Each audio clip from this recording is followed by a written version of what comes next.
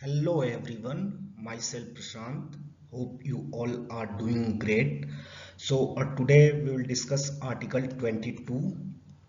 This is a fundamental right in India's constitution, and we know fundamental rights comes under Part 3 of India's constitution.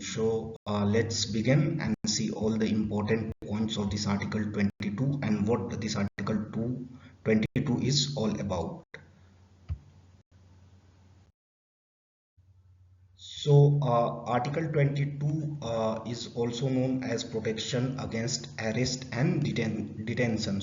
Article 22 guarantees the protection against arrest and detention to the citizens of India. There are two parts in this Article 22. First part discusses about punitive law. Punitive law means uh, it's opposite to preventive law, right? It's punitive law. Punitive law means after the crime or after the violation of law is done, the action taken thereafter is known as punitive law, right? Here it says that it deals with the cases of ordinary law. So it is regarding ordinary law. Then the second point in this Article 22 says that a right to be informed on the grounds of arrest. जैसे if a prisoner is arrested, not a prisoner, suppose accused. अगर कोई accused arrest होता है तो उसके पास right है उसको ये चीज़ जानने का कि किस ground पे वो particular individual arrest हुआ है. अगर कोई पुलिस स्टेशन से कोई arrest होता है तो the arrested person has all the rights to know the ground of arrest. Then जो थर्ड पॉइंट है वो ये कहता है कि right to consult and be defended by legal practitioner. अगर कोई इंडिविजुअल अरेस्ट हुआ है then he has the right to consult his lawyer and get defended by the legal practitioner. Here legal practitioner means basically the lawyer. Then जो fourth point है it is saying that right to be produced before magistrate within 24 hours excluding journey time. इसका मतलब ये है कि अगर if a person is arrested by police then उस person को जो लोअर कोर्ट है या फिर जो मजिस्ट्रेट है लोअर लेवल पे उसके सामने उसको पुलिस को उस पर्टिकुलर एक्यूज को प्रोड्यूस करना होता है within 24 hours. Here 24 hours excludes the journey time. Here journey time means suppose कि there is UP police is indulged in arresting a person and that person is in Delhi, so obviously it is going to take time to arrest that person from Delhi and thereafter bring that person to a particular district in UP and present that particular person before the magistrate. So the traveling time is excluded. For the traveling time is excluded और magistrate के सामने 24 घंटे का वो होता है कि within 24 hour that accused needs to be produced. Then जो फिफ्थ पॉइंट है वो ये कहता है कि right to be released after 24 hours unless magistrate authorises for the detention. After 24 hour the police has to release the person who has been arrested और police उसको 24 hours के बाद तब तक रख सकती है जब उसे जो मजिस्ट्रेट है या फिर जो लोअर कोर्ट है वहाँ से उसको प्रॉपर ऑथराइजेशन मिला. उसके बाद ही मोर देन 24 आवर या फिर जो भी स्पेसिफाइड ड्यूरेशन है उतना टाइम तक जो पुलिस है या फिर जो पुलिस स्टेशन है उस पर्टिकुलर इंडिविजुअल को अरेस्ट करके रख सकती है. देन अरेस्ट या पुलिस कस्टडी में रख सकती है. Then the last point says that these safeguards are not for alien or person arrested under preventive detention law. Very important, right? Whatever safeguard is available, it is not for the alien. So what does alien means here? Alien basically means person not from India, person who is citizen of another country, the person is not the citizen of India, he is citizen of some other country, right? And all these safeguards is not available to the alien as well as the person who is arrested under preventive detention law. So हमारे country में preventive detention law है जैसे national security act, तो उसमें क्या होता है कि आपने कोई क्राइम नहीं किया है but before that also you can be arrested because आपका वो मनसा है कुछ बड़ा या फिर कुछ लार्जर हार्म करने का, तो in that case the person can be arrested under preventive detention law. That person is basically not arrested but he is detained, right? Detention and arrest are different things, right?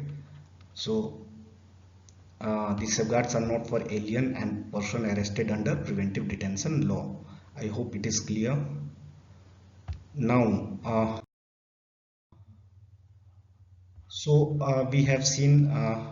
We have seen all the safeguards. Then further it says that arrest in the first part does not include.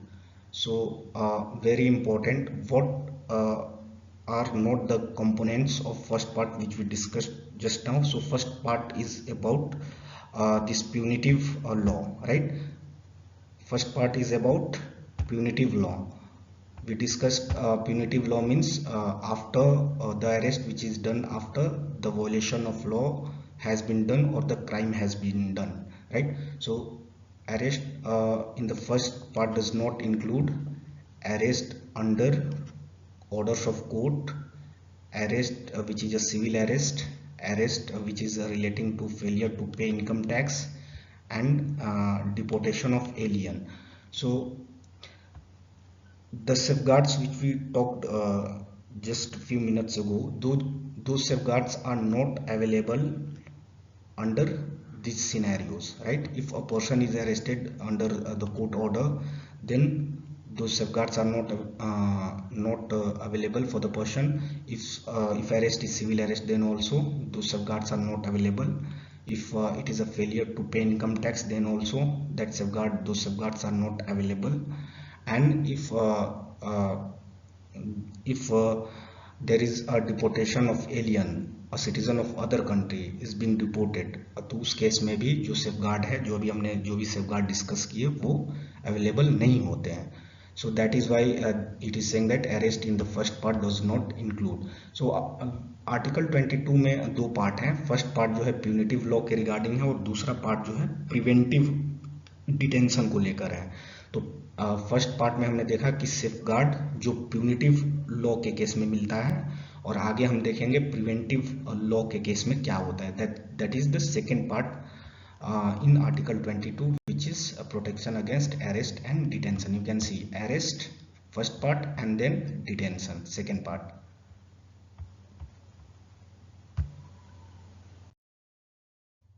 So now we'll see the second part which discusses about preventive detention, right? This preventive detention is the second part under article 22, right? So it says that preventive detention and safeguard under this is available to both citizen and alien. So जो preventive detention है and safeguard under this is available to both citizen and alien. Very important, right? We saw in the first part of article 22 that if there is arrest in punitive law means if a law which deals with after the crime has been done or the law which deals with after the violation of law has been done. So the safeguards which is there in arrest happens when there is violation of law or when the crime has happened. So those safeguards in arrest, in the arresting case, is available only to citizen, right? Only to citizen.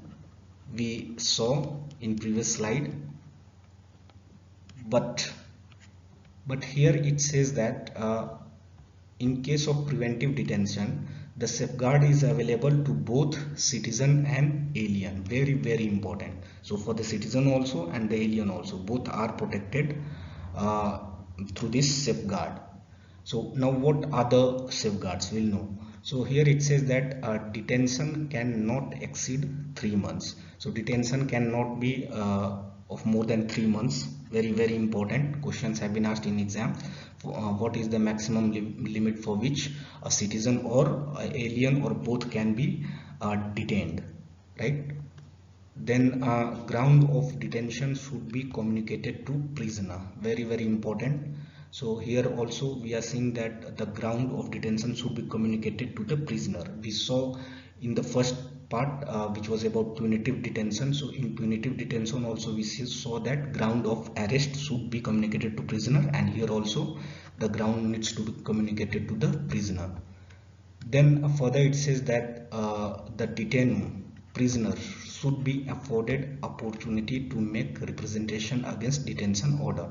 So here also the case which was there in punitive detention or punitive arrest, here also the person needs to be represented against the detention order.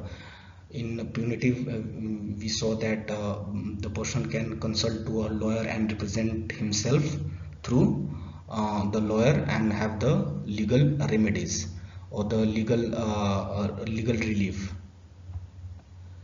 This is very very important point to note, right? You should know that no democratic country in the world has preventive detention except for India. Very very very important.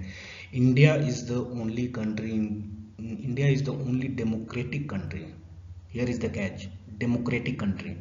India is the only democratic country in the world which has preventive detention. We are not talking about the country which has dictatorship form of government or which has communist government. No, it is talking about democratic government. So India is the only democratic country in the world which has preventive detention. Punitive detention every country has. Wherever there is law, wherever there is violation of law, everywhere punitive detention is there. That is arresting things everywhere, and arrest is basically for the violation of law or for the crime which is committed.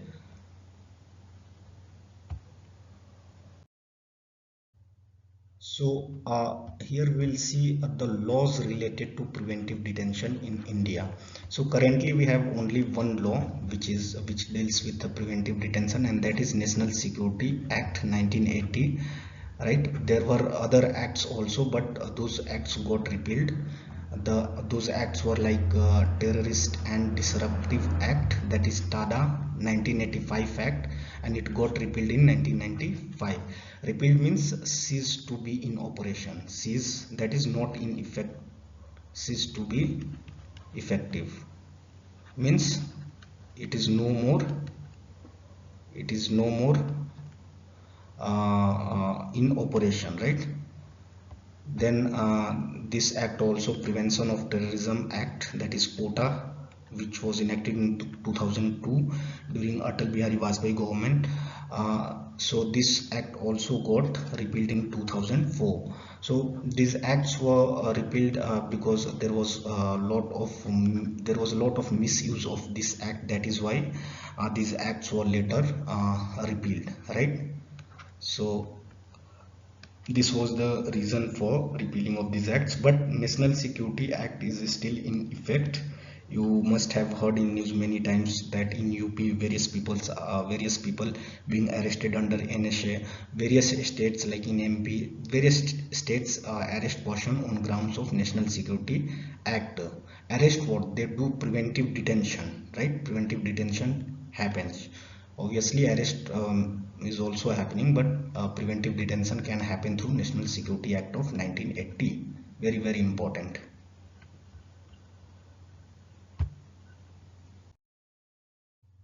So I hope I have covered all the important points of Article 22, which deals about the arrest and preventive detention and the protection which is guaranteed by the Constitution.